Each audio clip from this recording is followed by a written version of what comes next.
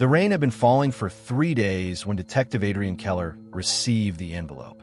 No name, no return address, only a thin black line drawn across the front, like a closed mouth.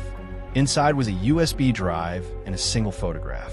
The image showed a young woman seated on a concrete floor, hands tied, eyes wide with terror. Behind her, on the stained wall, were the words. She screamed once. Adrian felt a familiar chill crawl up his spine. He had seen this signature before. 5 years ago, a case buried so deep it was never meant to surface again. They called him the Silencer, a killer who didn't just murder. He erased sound, identity, existence.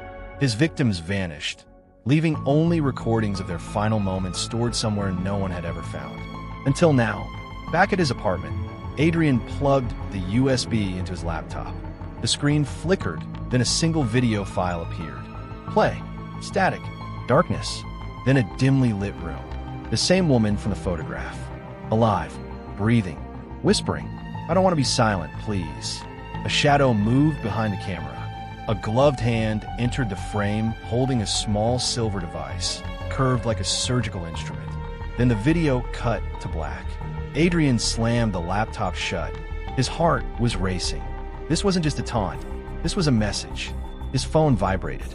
Unknown number. You finally opened it. Adrian froze. Another message followed. You were the only one who listened back then. Old memories clawed their way back. The missing tapes. The evidence that disappeared from the police archive. The night the case was shut down by orders from above. He typed back, slowly. "Where is she?" Seconds passed. Then came the reply. "You'll find her where silence begins." The address led him to the old subway tunnels, long abandoned after a structural collapse. Broken lights flickered like dying stars as he descended with nothing but his flashlight and the echo of dripping water. The air felt thick.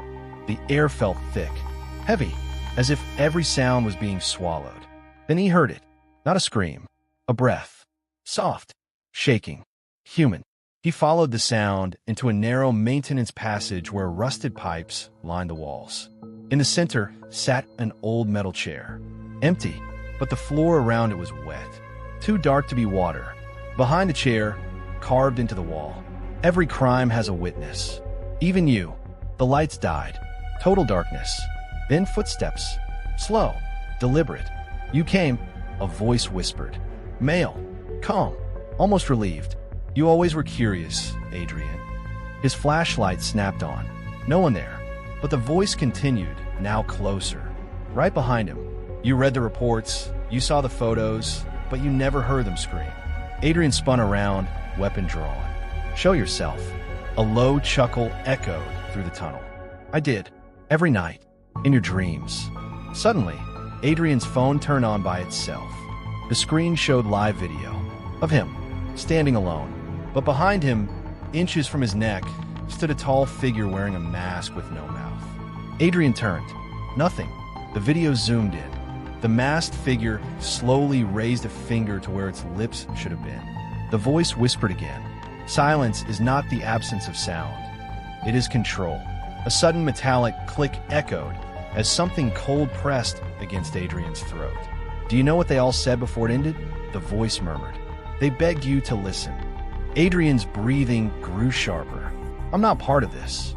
Silence. Then the voice softened. "You signed the final report." A flash of memory. The pressure from superiors. The erased evidence. The closed case. The victims he stopped hearing.